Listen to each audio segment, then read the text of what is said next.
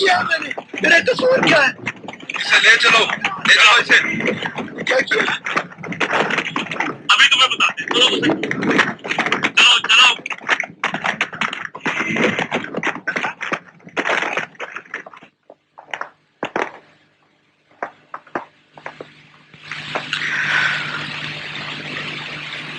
सलाम। वालेकुम सलाम। कोई काम है? कुछ पूछना है।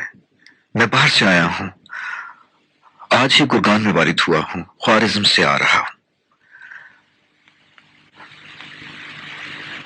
मैंने शहर में दाखिल होने से पहले नेज़ों पर कटे हुए सर देखे हैं।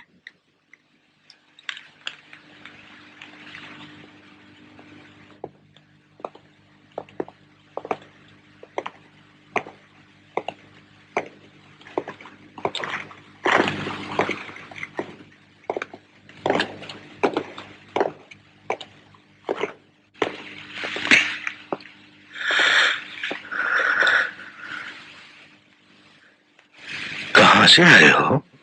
ख्वारिज़्म से। क्या पूछना है? ये स्याहपोश कौन थे? वो नौजवान कौन था? उसने क्या गुनाह किया था? मैं कुछ नहीं जानता। कहते हैं उन्होंने धमकी दी थी कि सुल्तान काबूस को कत्ल कर देंगे। क्या काबूस यहाँ का हुक्मरान नहीं है? वो आली अली से दुश्मनी रखते हैं। सुल्तान काबूस आली अली का दोस्त है। इससे ज्यादा कुछ नहीं कहूंगा।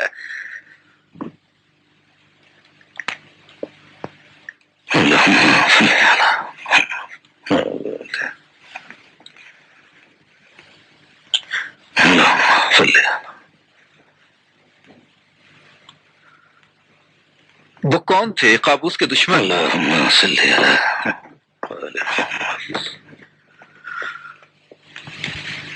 अजीब शहर में वारिद हुए हैं हम।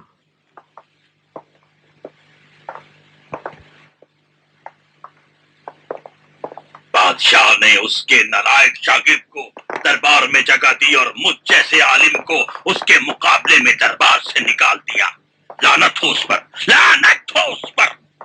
खुदाया उसके बीवी बच्चों को, उसकी खाक को बर्बाद कर दे, उसकी कब्र को जहन्नम की गहराइयों में महफूज कर दे, उसकी नस्ल रूए जमीन से उठा ले। मौलाना, ये आप किसके बारे में फरमा रहे हैं? नफरीन कर रहा, लानत भेज रहा हूँ बू अली पर। किस बू अली पर लानत भेज रहे हैं? बू अली सीना पर। उसने आपके हक में क्या बदी की? क्यों लानत भेज रहे हैं? अव्वल ये कि सुल्तान काबूस और शमगीर ने उसके नालायक शागिर्द को अपनी महफिल में जगह दी और मुझ जैसे आलिम को दरबार से निकाल दिया। दोपम ये कि बू अली सुल्तान महमूद के दरबार से जो दानिशमंदों और मोमिनों की पनाहगाह है भाग गया, और सबसे बढ़कर ये कि वो वहदत वाजिबुल वजूद का कायल है। उस पर लानत भेजें ताकि वो फिर खुदा की वहदानियत का इकरार न करे। जो शख्स सूफिया के मुताबिक वहदतुल वजूद और फलसफियों के मुताबिक वहदत वाजिबुल वजूद में फर्क नहीं करता, उसका यही हाल होता है। क्या तुम उसके वकील हो? मैं खुद वही हूँ। क्या कह रहे हो? मैं बू अली सीना हूँ। अरे तो तुम मुझसे दूर हो जाओ। तुम पर नजर डालना मेरे नजदीक हराम है। वो शहर जिसमें बू अली आ जाए, इसमें रहना हराम है। उठो उठो। अरे जनाब, आइए कुछ देर गुफ्तगू करते हैं। मैं 1000 बार तुम पर लानत भेजता हूँ। मैं समझता था कि बू अली सीना एक जहादीदा आदमी है, ना कि तुम जैसा खाम। तुम पर खुदा और रसूल की लानत। आपके इस तुश और इंकिसार से आरी चेहरे से मिलने वाली लानत रसूल खुदा के नजदीक बू अली के फायदे में है कि रसूल खुदा बदजुबान को पसंद नहीं फरमाते थे। तुम्हारी माँ तुम्हारा जनाजा देखे।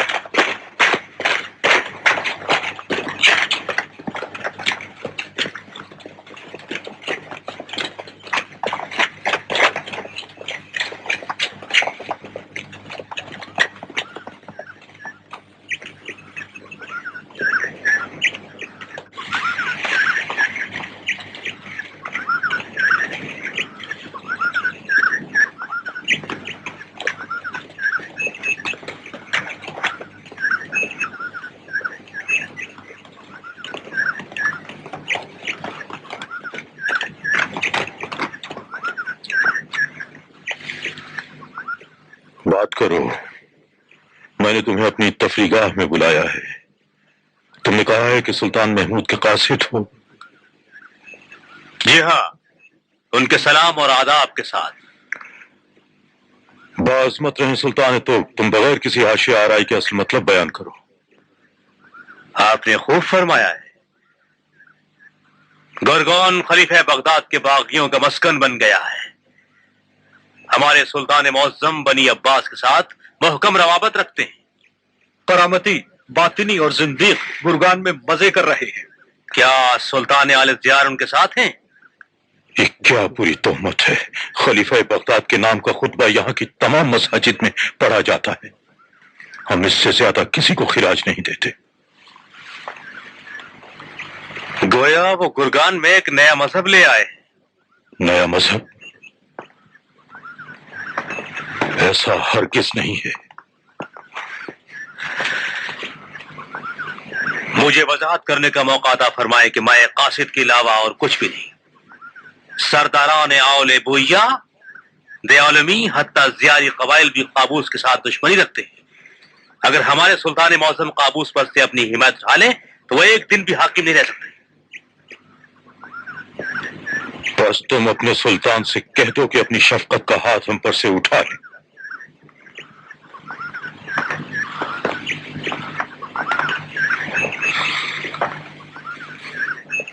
सुल्तान आले ज़ियार ने अपने दरबार में तमाम मुल्कों के दानिशमंदों को जमा कर लिया है। उन सबको जो हमारे सुल्तान के दरबार की जीनत है।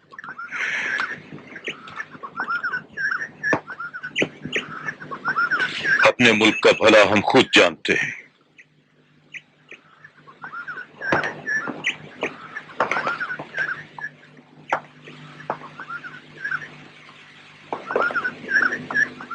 सुल्तान महमूद ने अभी हाल ही में खारज़्म के इलाके को फतह किया है। मुबारक हो, लेकिन वो गुरगान पर कभी हमला नहीं कर सकते। वो हमला नहीं करेंगे, लेकिन ये मशरूत है। तुम मेरे सामने निहायत बेशर्मी से बोल रहे हो।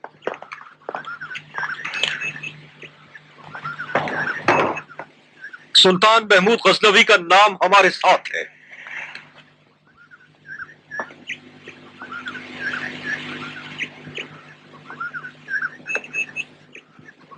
मेरा सलाम अपने सुल्तान को पहुंचा दो और कहना कि मैंने तुम्हारे कासिदों की जान बख्शने में बहुत सब्र और तहम्मुल का मुजाहरा किया है। मैं खुद अपना सफीर सुल्तान की खिदमत में भेजूंगा। तुम मेरी आंखों के सामने से दूर हो जाओ।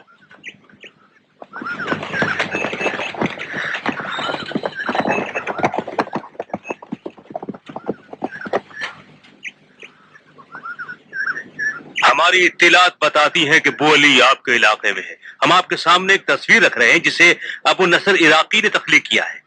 आप इसे ढूंढिए और रवाना कर दीजिए। हमारे सुल्तान सिर्फ इस सलाम का जवाब देंगे।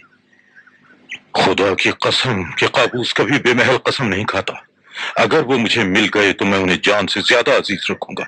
तुम 6 आदमियों ने अगर एक भी लफ्ज मुंह से निकाला तो मैं अपने सफीर के साथ 6 कटे हुए सर तोहफे के तौर पर सुल्तान के पास भेज दूंगा।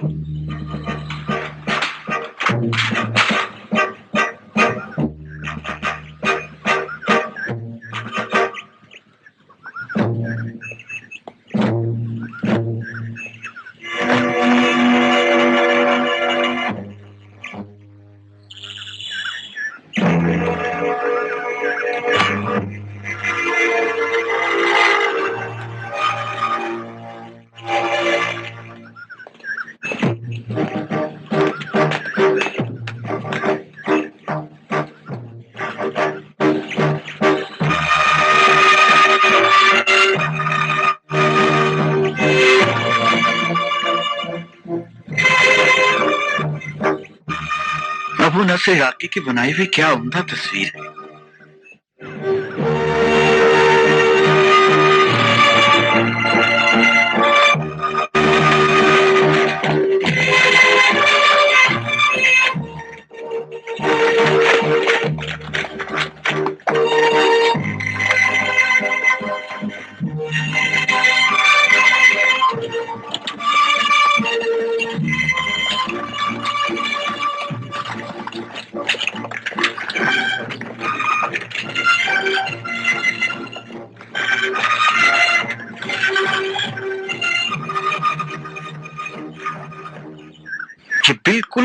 जिनको मैंने एक किताब 3 दिरहम में बेची थी। वही हैं? कहीं तुम भूल तो नहीं रहे? नहीं, ऐसा नहीं है। मैं उन्हें कैसे भूल सकता। जोसे जानी, महमूद ने ठीक कहा है। बोया और तेलमियों के अक्सर कबाइल के सरदार काबूस के साथ दुश्मनी रखते हैं। वो मुझे सल्तनत से हटाना चाहते हैं और मेरी जगह मेरे बेटे मनोचेहर को तख्त पर बिठाना चाहते हैं ताकि वो उनका फर्माबरदार रहे। मनोचेहर अभी जवान और नासमझ है। शेख रईस अगर तुम्हें मिल जाए तो उन्हें कहना कि अपने आप को किसी पर जाहिर न होने दें और मुझसे मिलने के लिए दरबार में भी तशरीफ न लाएं। मैं नहीं चाहता कि इस वक्त जो खतरा मुझे लाहक है वो शेख के दामन तक भी जा पहुंचे। अगर तुम शेख से मिलो तो उनसे कहना कि वो गुरगान में न रहें। अगरचे मैंने खुद उन्हें खुतूत लिखे थे और उनसे बारहा मिलने का तकाजा भी किया था, लेकिन अब सूरत हाल बदल चुकी है। मैं उन्हें यहाँ नहीं मिल सकता। शेख को तुम अपने घर ले जाना, मैं उन्हें मिलने वहां आऊंगा। ये रख लो।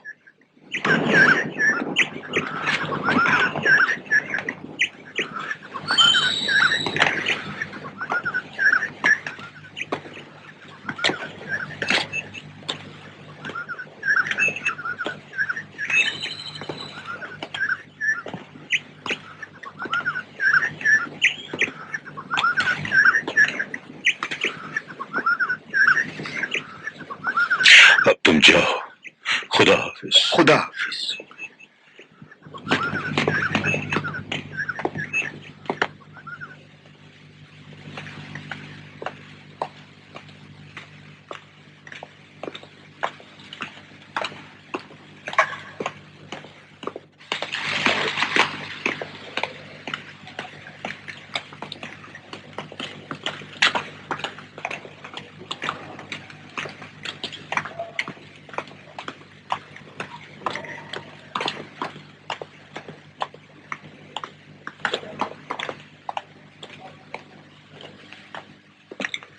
लेकिन खुसूसन इश्क के बारे में और इसकी तारीफ के सिलसिले में हुक्मा और अतिबा के दरमियान इख्तलाफ मौजूद है। अफलातून कहता है कि इश्क एक लाशऊरी तहरीक है और ऐसा फेल है जो नफूज रखता है। अरस्तु कहता है कि इश्क दूरिये हिस्स है मख्फी उयूब के इतराक से। बाज़ों ने कहा है कि इश्क नफसानी फजीलतों में से है। बाज़ों ने यह भी कहा है कि इश्क जुनून है और हर कोई इसमें मुब्तला होता है। डियोजानिस कहता है कि ये एक कमजोर इख्तियार है जो नफ्स की बेख्याली के साथ मुतसादिम है। मेरा ख्याल ये है कि इश्क का मौजू आपकी तबीयत और उम्र के मुताबिक होना चाहिए। बाज़ और लोगों ने कहा है कि ये एक फजूल और बातिल काम है, लेकिन तमाम हुक्मा और फलसफी इस बात पर मुत्तफिक और मुतक़िद हैं कि मुमकिनात की दुनिया में हर कमी में 2 पहलू मौजूद होते हैं, एक वजूद का पहलू और दूसरा जात का पहलू। वजूद मंबाए खैर और कमालात है, लेकिन जात शर और नुकसान का मंबा है। बस दुनिया मुमकिनात की हर चीज वजूद के पहलू की मौजूदगी की वजह से हमेशा कमालात की शायक होती है और हस्बे फितरत और अपनी जात जो जात के पहलू के लिए लाजमी है, शर और नुकसान से मुतनफिर और गुरेजा रहती है। वजूद यानी अदम और निस्ती का इनकार करने वाला, लेकिन जात के अंदर होना, ना होना और हो जाना बाहम एक हैं। हिकमत इलाही ने इस तरह इक्तजा किया कि ये इश्क गरीजी और फितरी शौक तमाम मौजूदात आलम की असल में बदियत कर दिया जाए ताकि वो अपने आप को नुकसान से कमाल तक पहुंचाएं, शर से परहेज करें और खैर की जानिब गामिज़न हों। बस वो चीजें जो नफूस की शायक हैं खैर हैं। बस ये खैर ही है जो खैर की आशिकी है, और खैर की मिक़दार जितनी ज्यादा होती जाएगी, आशिकी और माशूकी की इस्तेदाद भी ज्यादा होती जाएगी। अब मैं कहता हूं कि वो अजीम मौजूद जो मुदब्बिर कुल है, तमाम मौजूदात का माशूक भी होगा। चूंकि वो खैर की इंतहा है, लिहाजा माशूक होने की भी इंतहा वही होगा। चूंकि वो खैर है, लिहाजा ये नहीं हो सकता कि वो खैर का दोस्त ना हो। यही वो मकाम है जहां इश्क عاشق اور معشوق ایک ہیں اور ان میں کوئی دوئی نہیں ہوتی. چونکہ وہ اپنی ادراکی ذات سے پیوستہ ہے تو ضروری ہے کہ اس کا عشق کامل ترین اور بالا ترین عشق ہو. جس طرح کہ حق کی صفات اس کی عین ذات ہیں اور اس کی ذات سے خارج نہیں ہیں.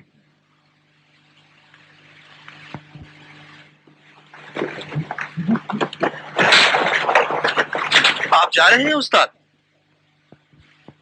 آج کے لیے میری طرف سے اس مختصر سی بات کو قبول کیجیے. اگر میرے اختیار میں ہوا تو پھر کسی دن کسی اور موضوع کے بارے میں انشاءاللہ ضرور گفتگو کریں گے. انشاءاللہ. کیا یہ اچھا ہوتا کہ اگر ہم اپنے استاد کا نام جان سکتے؟ میرا نام کس لیے جاننا چاہتے ہو؟ استاد کیا جناب علی بو علی سینا نہیں ہے؟ اے شیخ، میں بہت دور سے آیا ہوں. آپ میرے استاد بو علی سینا سے کمتر نہیں ہیں. استاد، میں شیخ بو علی سینا کا شاگرد ہوں. آپ کے لیے ان کا اہم پیغام لے کر آیا ہوں اور میں چاہتا ہوں کہ استاد محترم کے اس پیغام کو تنہائی میں فوراً آپ تک پہنچا دوں. ابو علی سینا کا پیغام میرے لیے؟ ابتدا کرتا ہوں کہ شیخ میرے ساتھ آئیں. بہت اچھے، چلو چلیں. خدا تمہارا حامی ناصر.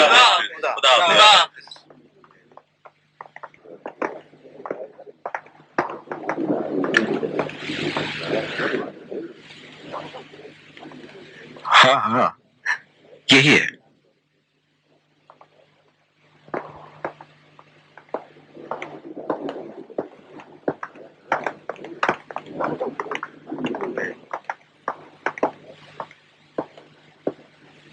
کیا یہ اچھا ہوتا اگر ہم جان پاتے کہ وہ کون تھے؟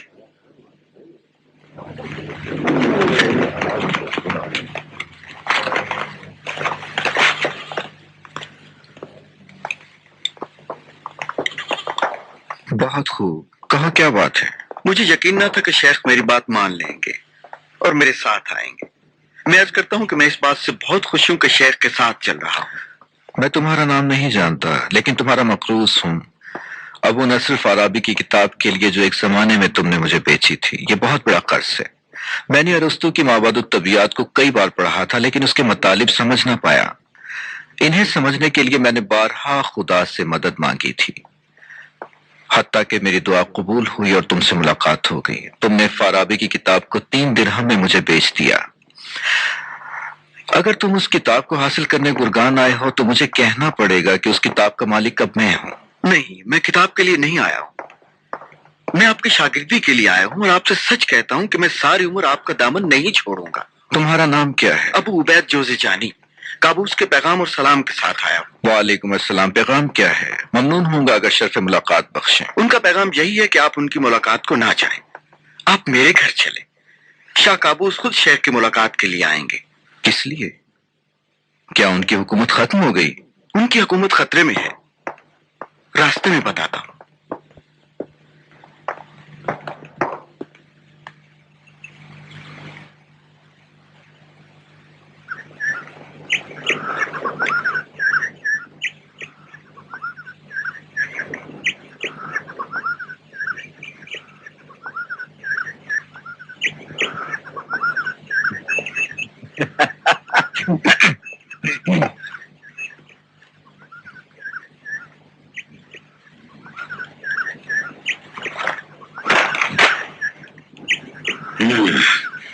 اپنے مسئلے کو اس سے زیادہ خراب نہ کرو.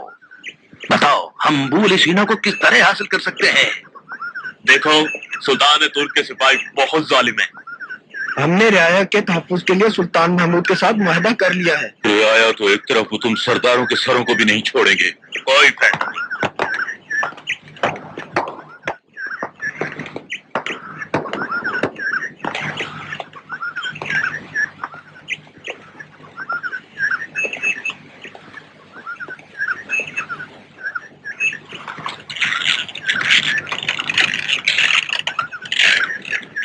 ابو علی سینا کو کہاں چھپایا ہے؟ سنا ہے کہ وہ تمہاری پناہ میں ہے. جہاں تک میں جانتا ہوں وہ اپنے خدا کے علاوہ کبھی کسی اور کی پناہ میں نہیں رہتا. گویا کہ وہ تمہارے محل میں نہیں ہے. تم نے سارے محل کو اپنے قبضے میں لے رکھا ہے. لیکن وہ نہیں ملا. محل کیا تم اسے گرگان میں بھی نہیں پاؤ گے، کیونکہ میں نے اسے ایک معتبر آدمی کے ذریعے پیغام بھیج دیا تھا کہ وہ ایک دن بھی گرگان میں نہ رہے. اب مجھے اطمینان ہے کہ اس نے ہمارے علاقے کو چھوڑ دیا ہے. ہاں، وہ گرگان آیا، لیکن افسوس کہ میں اس سے ملاقات نہ کر سکا.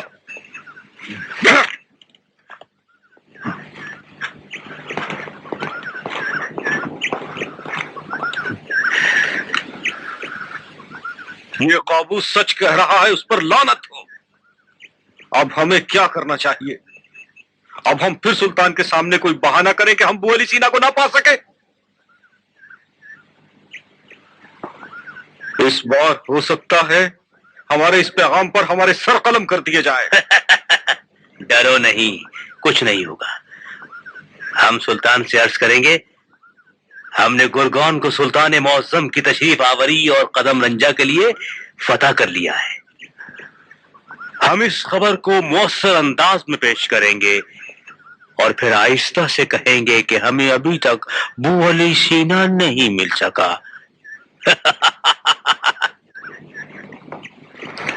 ان اطلاعات کے ساتھ اپنے سلطان سے یہ بھی کہنا کہ تم نے تخت سلطانی پر بیٹھنے کی جسارت بھی کی.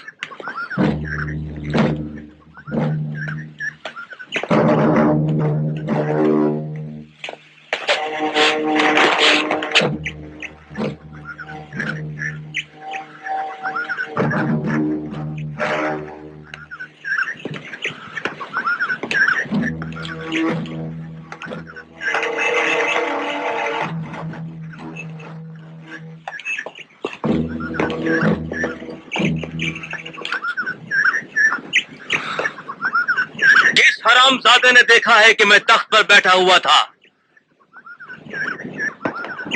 کس نے دیکھا ہے؟ تم ایک قدم آگے آؤ. تم نہیں، وہ. تم سے کہہ رہا ہوں، میں تم سے مخاطب ہوں.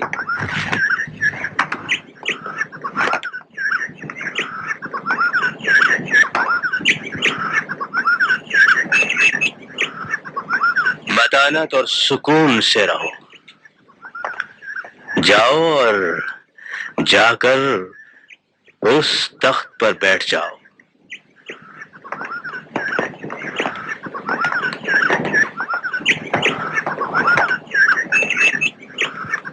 بیٹھو بیٹھ جاؤ بیٹھ جاؤ بیٹھ جاؤ بیٹھ جاؤ.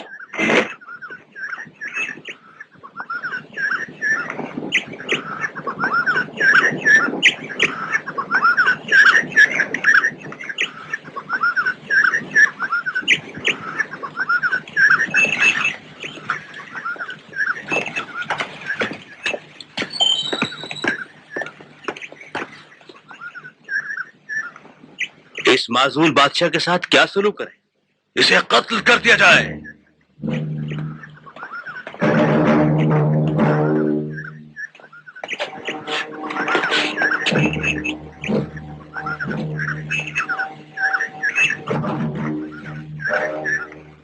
یہ بڑی عجیب بات ہے کہ جو بھی تخت پر بیٹھتا ہے حکم صادر کرنا شروع کر دیتا ہے.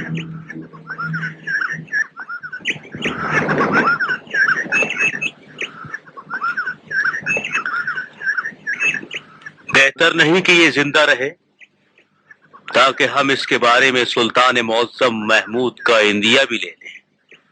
ٹھیک ہے، اسے قید کر کے قلعہ عناشک میں لے جایا جائے. ہم اس کے بارے میں فیصلہ بعد میں کریں گے.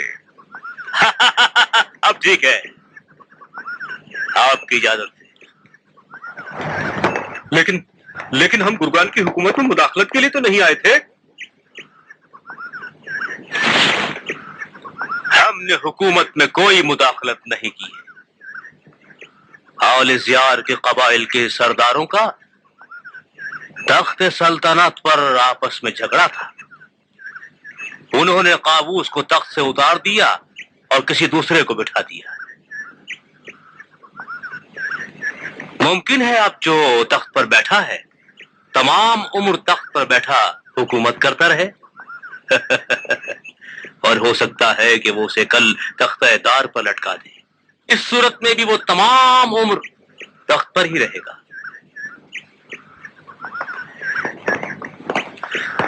لیکن اگر قابوس راضی ہو جاتا کہ اس کا بیٹا منوچہر تخت پر بیٹھ جائے تو بہتر ہوتا.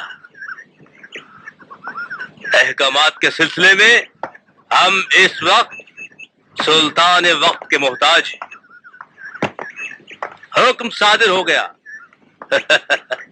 قابوس جلا وطن ہو گیا. ایسے واقعات تاریخ کی نصیحت آموز داستانوں میں عام پائے جاتے ہیں. میں تمہاری باتوں کو نہیں سمجھ سکا. یہ بتاؤ کہ ابو علی سینا کا کیا ہوگا؟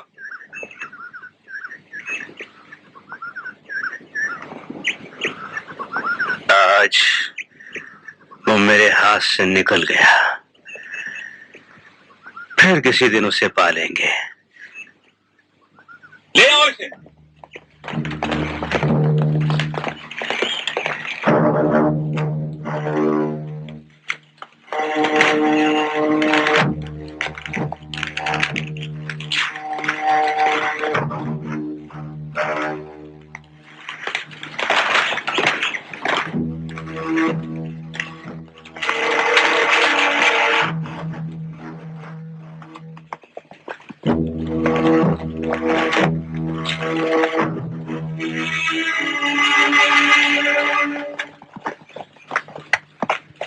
کبھی کبھی جادوگر اپنا ہنر دکھانے، حاضرین کو مسحور کرنے اور ان کے کمزور اعتقاد کے سلسلے میں ان چیزوں سے استفادہ کرتا ہے جو حواس کے خلل اور تحیر کا سبب بنتی ہیں.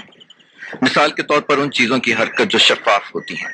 ان کی شفافیت اور حرکت کی وجہ سے آنکھیں خیرہ ہو جاتی ہیں اور کمزور عقیدے والے، خرافات کے قائل لوگوں اور فہمی باتوں کے دلدادہ لوگوں کے ذہنوں پر اس کا اثر ہوتا ہے.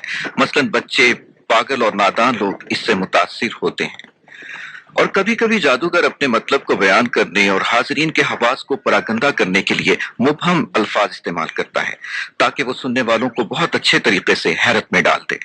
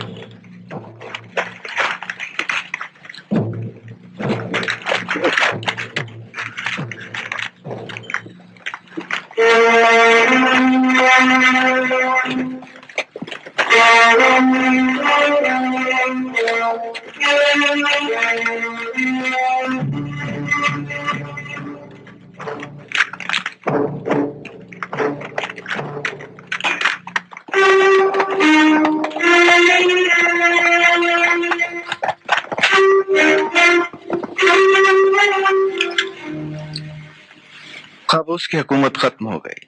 افسوس، میں نے بہت سفر کیے تاکہ ان کی پناہ میں زمانہ کہولت آرام کے ساتھ بسر کرتا. لیکن جناب شیخ، ابھی آپ کی کہولت کا زمانہ نہیں آیا. میں تم سے کہتا ہوں جوزے جانی، تمہیں بتاتا ہوں کہ میں لمبے سفروں سے تھک گیا ہوں.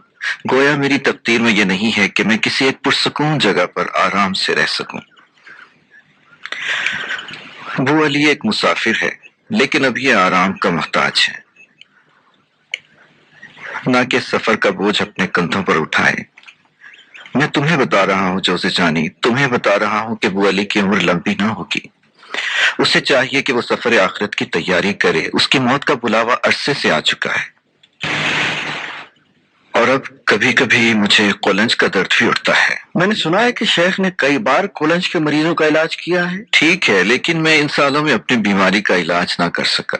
میں اچھی طرح جانتا ہوں کہ اس کا علاج آرام کرنے اور اعتدال میں ہے، لیکن ابو علی کے نزدیک زندگی کا عرض زندگی کے طول سے زیادہ اہم ہے. تم نے کیا پوچھا تھا مجھ سے؟ تحیر کے بارے میں. ہاں جوزے جانی، علم کچھ اور ہی چیز ہے.